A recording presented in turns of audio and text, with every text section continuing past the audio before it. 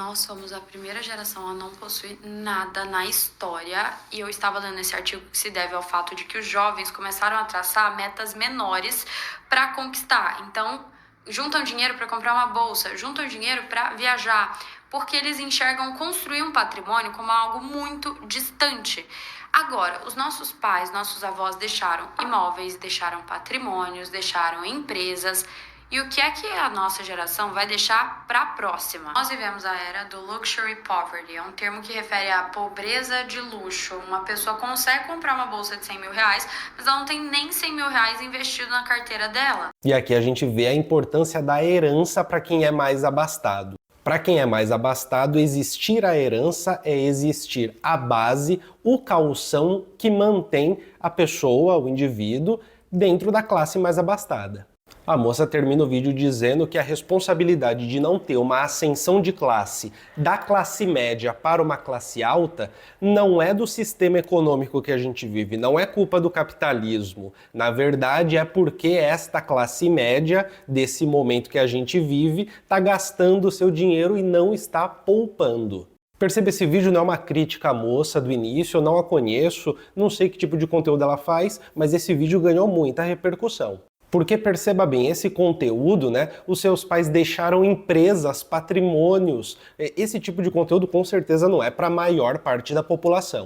Nós não somos a primeira geração que vai ter menos patrimônio que os pais. Na verdade, uma fração da nossa população será a primeira que vai ter menos patrimônio que os pais.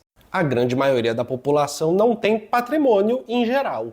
Ou tem aquele patrimônio que é o mínimo passado de geração a geração, que é um pedaço de terra, uma casa, por aí vai. Pierre Bourdieu fala como a herança é muito importante, não só a herança econômica, como uma herança cultural, o jeito de ser, o modo de falar, para onde observar, quais assuntos falar. Por exemplo, essa história do homem que poupa, da mulher que poupa, e ao poupar vai se transformar em uma pessoa rica, isso não é um fenômeno de massas, isso não acontece de um jeito de massas, isso não é um fenômeno tão válido ou tão provável, mas faz parte de um imaginário de um sujeito poupador do sistema liberal. E funciona muito bem para setores da classe média e classe alta, se imaginar enquanto o próprio responsável pela construção da riqueza que usufrui.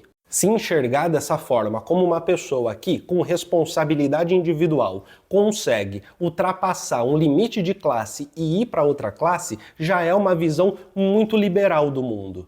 Principalmente porque o Brasil não é o país da ascensão social. Uma pessoa que está na camada mais baixa demoraria gerações para conseguir ir para a classe média brasileira. Já apresentei aqui, inclusive, um artigo muito interessante que mostra o olhar das classes altas sobre os hábitos alimentares e sobre as maneiras que pobres se alimentam. E como existe um olhar em que comer com elegância é ter um autocontrole, é ser dono do próprio corpo. E como há uma ligação entre essa parte de ser dono do próprio corpo e, ao mesmo tempo, essa filosofia liberal de ser dono do próprio destino. Tudo se passa como se a sociedade não existisse. O que existem são somente indivíduos. Mas não se engane, esse vídeo não é sobre você que tem um pai, que tem uma casa, que teve um filho com 30 anos, e você que já tem 30 anos não tem uma casa, não tem família. Não é sobre isso. Porque no seu caso, definitivamente tem a ver com o sistema econômico que a gente vive, que faz com que o preço dos imóveis, por exemplo,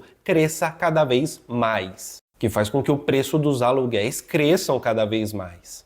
E muito provavelmente, para uma classe média, para alguém que conseguiu ascender a classe média nesta geração, a dificuldade de conseguir subir mais vai ser enorme também. O que eu estou dizendo é que o fato da gente ter frações de classe que vão ter menos grana que os pais, por exemplo, talvez isso não seja um fenômeno geral, não seja algo que acontece com todo mundo, porque talvez a maioria ainda está construindo as coisas. A maior parte das famílias ainda estão construindo algo.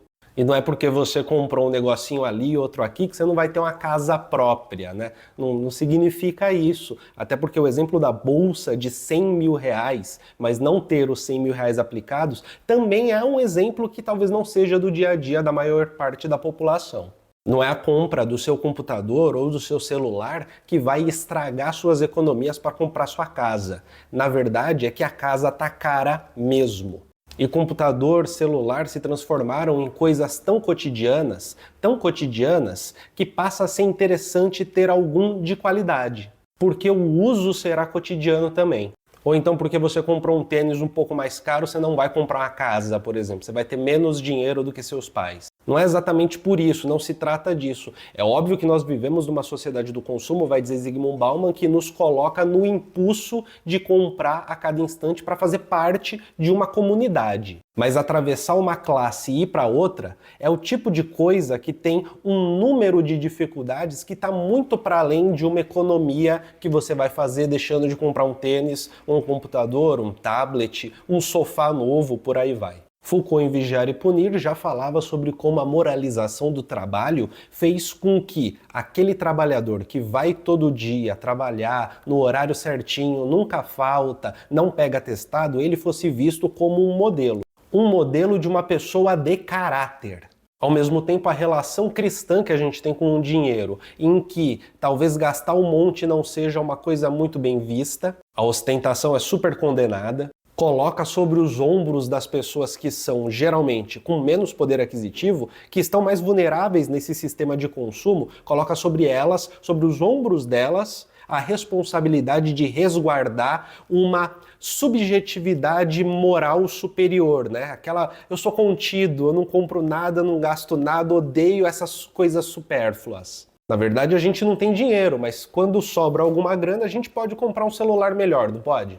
Perceba que esse é um cenário, esse tipo de subjetividade que acaba sendo construída no discurso que a gente viu no início do vídeo, é um cenário em que resta para o pobre, por sua vez, se reprimir para não comprar nada e não atestar um péssimo caráter e, ao mesmo tempo, ir para o trabalho todos os dias, ganhar o seu salário mínimo sem reclamar, também porque, caso reclame, atesta o seu péssimo caráter. Tudo bem?